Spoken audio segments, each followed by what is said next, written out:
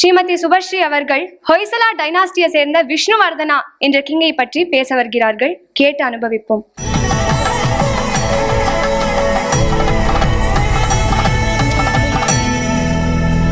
ஸ்ரீ குருபியோ நமஹ.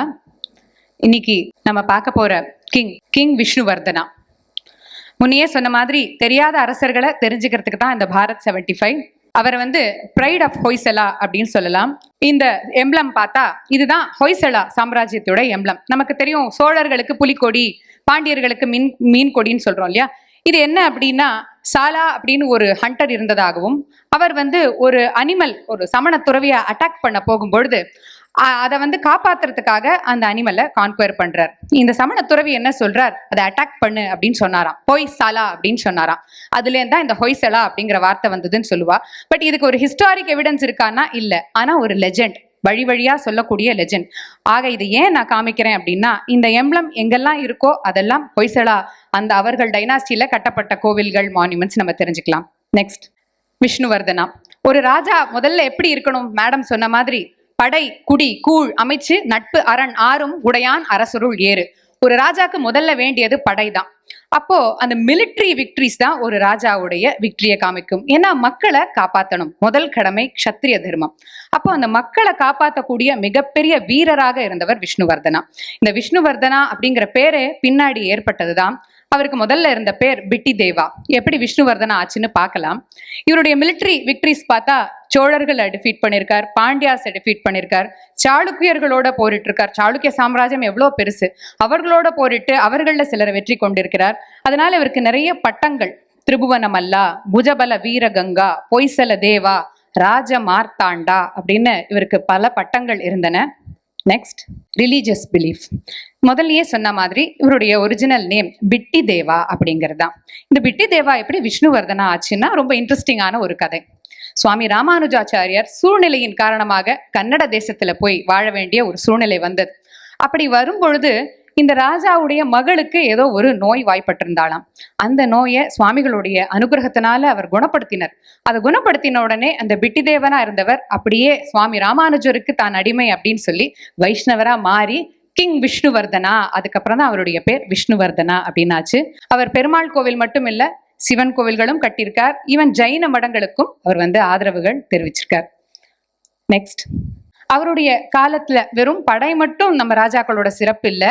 அந்த படையெடுப்பெல்லாம் இப்ப நமக்கு தெரியக்கூட தெரியாது. இப்போ ஒரு ராஜாவை நம்ம தெரிஞ்சுக்கணும்னா ஆர்ட்ஸ், லிட்ரேச்சர் இதெல்லாம் தான் ரொம்ப பெரிய விஷயம்.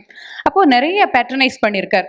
மியூசிக், டான்ஸ், குதிரை ஏற்றம், யானை ஏற்றம், நம்ம சொல்லுவோம் இல்லையா, ஆய கலைகள் 64 கற்றவர் அப்படின்னு சொல்லுவோம் இல்லையா. அது போல நல்ல கலைகளுக்கு ஆதரவு தெரிவிச்சவர். போயட்ஸ் நிறைய இருந்திருக்கா. விஷ்ணு தண்டாதிபா, சாந்த மஹந்தா, ஸ்ரீபாலா, ராஜாதித்யா, அந்த சபையில இருந்த அருமையான புலவர்கள். ஜெயின் ஸ்காலர் ராஜாதித்யா அப்படிங்கிறவர், அவர் அவையில இருந்த பொழுது க்ஷேத்திர கணிதா, விவகார கணிதா, லீலாவதி இதெல்லாம் மேத்தமேட்டிக்கல் ட்ரீட்டிஸ், இந்த சூத்திரங்கள்லாம் சொல்றோம் இல்லையா கணக்குல, அந்த மாதிரி அந்த காலத்துல எழுதப்பட்ட மேத்தமேட்டிக்கல் ட்ரீட்டிஸ் இதெல்லாம் விஷ்ணுவர்தனாவுடைய சபையில இருந்த ஆத்தர்ஸ் எழுதினது. சுவாமி ராமானுஜாச்சாரியார் பாஷ்யங்கள் எழுதினார் பகவத்கீதைக்கும் பிரம்மசூத்திரத்துக்கும். அதே போல வேதாந்த சாரம், வேதாந்த தீபிகம், வேதாந்த சங்கிரகா இதெல்லாம் இந்த அவையில அரங்கேற்றப்பட்டதுன்னு சொல்லலாம். நெக்ஸ்ட், இதுதான் நம்ம அவருடைய சண்டையை பார்க்கல, நம்மளால பல புஸ்தகங்களை படிக்க முடியறதும் இல்லை. அப்போ ஒரு ராஜாவுடைய பெருமையை நம்ம எப்படி பார்க்கறோம்னா கோவில்கள் தான். அந்த கோவில்கள் தான் இன்னைக்கும் அந்த ராஜாவுடைய பெருமையும் அழகையும் அந்த கலாச்சாரத்தோட அழகையும் இன்னி வரைக்கும் நமக்கு எடுத்து சொல்றது. கோல்டன் ஏஜ் ஆஃப் டெம்பிள்ஸ், விஷ்ணுவர்தனாவோட பீரியட். ஹொய்சலா கோவில்லாம் பார்த்துட்டே இருக்கலாம், எத்தனை நாள் ஆனாலும் சலிக்காது. அப்படிப்பட்ட ஒரு அற்புதமான கோவில்.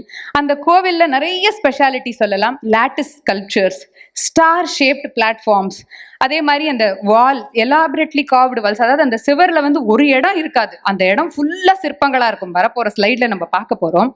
பாலிஷ்டு பில்லர்ஸ், இந்த பில்லர் எல்லாம் பார்த்தா அப்படியே வழுவழுன்னு இருக்கும். அது கல்லா இல்ல கண்ணாடியான்னு தெரியாது. ஒரு கல்லை எப்படி இப்படி வழுவழுன்னு கண்ணாடி மாதிரி ஆக்கினா அப்படின்னு ரொம்ப ஆச்சரியமா இருக்கும் அந்த பில்லர்ஸ் எல்லாம் பார்க்கும்பொழுது. அதே மாதிரி ரொம்ப ஃபேமஸான டெம்பிள்ஸ் நமக்கு பொதுவா ஹொய்சலா அப்படின்னா ரொம்ப ஃபேமஸா தெரிஞ்சது பேலூர், ஹலபேட் அண்ட் சோம்நாத்புரா.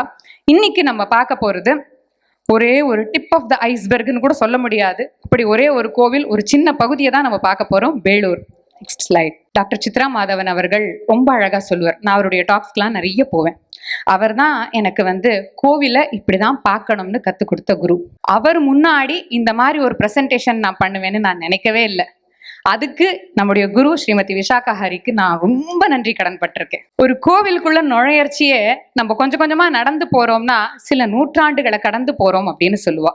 எப்படின்னா இன்னர் கர்ப்ப கிரகா தான் ரொம்ப ஓல்டஸ்டா இருக்கும். அதுக்கப்புறம் இருக்கிற மண்டபங்கள் அதுக்கப்புறம் வந்த ராஜா கட்டியிருப்பார். அதுக்கப்புறம் இருக்கிற மண்டபங்களை அதுக்கப்புறம் வந்த ராஜா.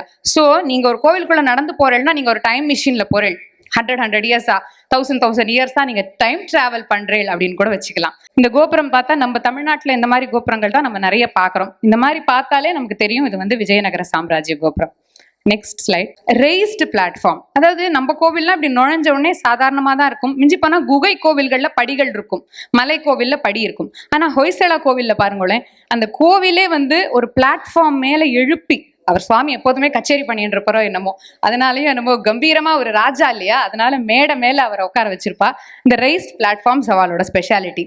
அதே மாதிரி இந்த பிளாட்ஃபார்ம் இந்த பார்த்தீங்கன்னா ஸ்டார் ஷேப்ல இருக்கு. சாதாரணமா நம்ம வந்து ஸ்கொயரா பார்ப்போம், இல்ல ஒரு இதுவா பார்ப்போம், ரெக்டாங்கிளா பார்ப்போம். இதுக்கு ஒரு அழகான எக்ஸ்பிளனேஷன் படிக்க நேர்ந்தது. அது ஹிஸ்டாரிக்கலி கரெக்டான்னு தெரியல, நான் ஆர்டிஸ்டிக்கலி ரொம்ப அழகா இருந்தது. என்ன சொன்னா அப்படின்னா, ஒரு ஒரு ஒரு ஃபிகர் வந்து இப்போ ஸ்கொயரா இவ்வளவுதான் இருக்குன்னா இவ்வளவுதான் இடம் இருக்கும், அதுல இவ்வளவுதான் செதுக்க முடியும். இதே இடத்த நீங்க இப்படி மடக்கி விடுங்களேன், உங்களுக்கு இன்னும் கொஞ்சம் இடம் கிடைக்கும். இன்னும் கொஞ்சம் இடம் கிடைச்சா இன்னும் கொஞ்சம் செதுக்கலாம், இன்னும் அழகழகான சிற்பங்களை கொண்டு வரலாம். சோ அந்த இடம் ஜாஸ்தி பண்ணி இன்னும் நிறைய சிற்பங்களை செதுக்கினா அப்படின்னு சொல்றது உண்டு. அப்படி இது ஃபுல்லாவே சிற்பங்கள் தான், நேர்ல பார்த்தா நமக்கு தெரியும். Next slide.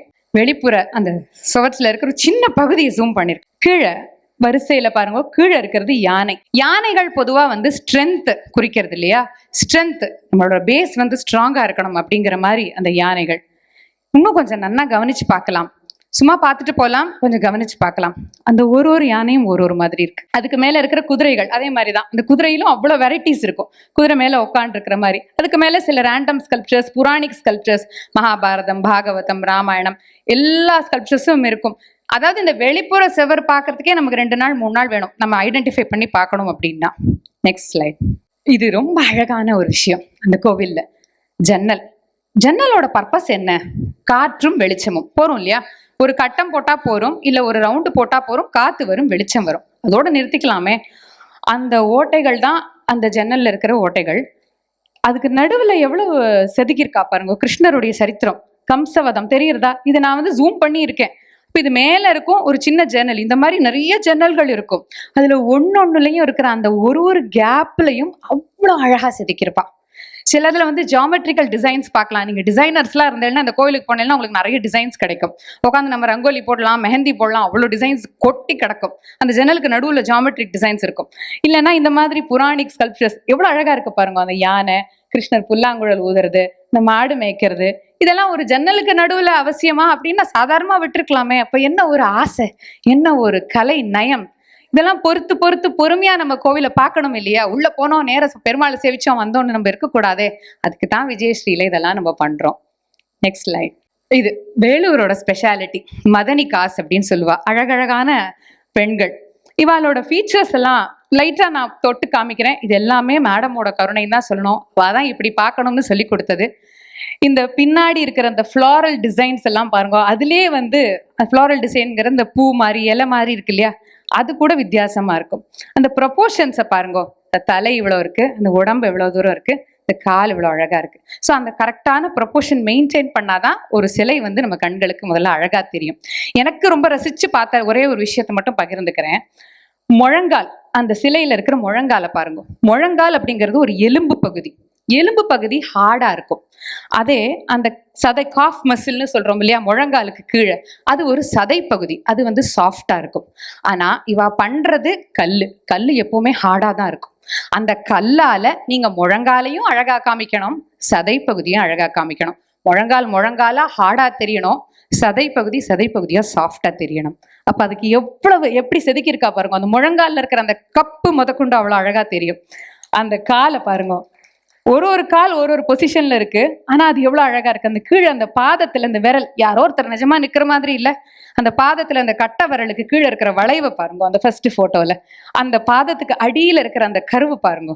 சோ ஒரு சின்ன சின்ன விஷயங்கள் தான், ஆனா அவ்வளவு அற்புதமா செதுக்கப்பட்டிருக்கு. Next slide. 24 forms of Vishnu. இதை பத்தி குழந்தைகளுக்கு சொல்லணுங்கிறதுக்காக இந்த ஸ்லைடு சேர்த்தேன். அதாவது நம்ம கேசவா, மாதவா, விஷ்ணு, மதுசூதனா, திரிவிக்ரமா, வாமனான்னு சொல்றோம் இல்லையா, இந்த ஒரு நாமத்துக்கும் ஒரு உருவம் இருக்கு. அதாவது பெருமாள் கையில இருக்கிற 4 கையில சங்கு, சக்கரம், கதை, பத்மம் இல்லையா, இந்த 4 கைகள்லையும் மாறி மாறி வரும். அப்போ 4 ஃபேக்டோரியல் அப்படின்னு நம்ம படிப்போம். 4 into 3 into 2 into 1 which is equal to 24. So இப்போ பாருங்க, ஃபர்ஸ்ட்ல கேசவா, அப்போ இந்த கையில சங்கு, அங்க சக்கரம், இங்க கதை, இங்க பத்மம். அடுத்தது நாராயணா, இந்த கையில பத்மம், அந்த கையில கதை, இங்க சக்கரம், இங்க சங்கு.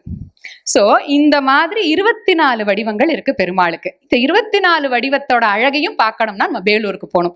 வெளிப்புற சுவற்றுல பெருமாளோட 24 வடிவங்களும் அழகா செதுக்கப்பட்டிருக்கு. பார்த்தா நம்ம சங்கு சக்கரம் பெருமாள் அப்படின்னு நம்ம நகர்ந்தும் போலாம், இல்ல இது கேசவனா, மாதவனா, நாராயணனா, கோவிந்தனா தெரிஞ்சுட்டு அழகாவும் பார்க்கலாம். இதுக்கு சார்ட் இருக்கு. விஜயஸ்ரீ குழந்தைகிட்ட சொன்னா உடனே மனப்பாடம் பண்ணிடுவா. அடுத்தால கோவிலுக்கு போகும்போது அவ நமக்கு சொல்லுவா, இது கேசவனா, மாதவனா, கோவிந்தனா, நாராயணன். பண்ணிடுவே இல்லையா எல்லாரும்? சார்ட் இருக்கு இன்டர்நெட்ல, அந்த 24 மனப்பாடம் பண்ணுங்க. Next slide. இது வெளிப்புற சுவற்றில் இருக்கிற ஒரே ஒரு சிற்பம் தான். இது ஒரு சாம்பிளுக்கு. இது என்னன்னு சொல்ல முடியறதா?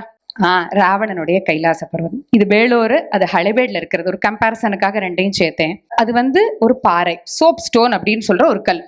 ராவணன் ஒரு மலையை தானே தூக்கின்னு இருக்கான். கீழே ராவணனை வச்சா போறோம், அந்த மலையை அப்படியே வெறும்னு வச்சா போறோம், அதுல வேற ஒண்ணுமே பண்ண வேண்டாம்.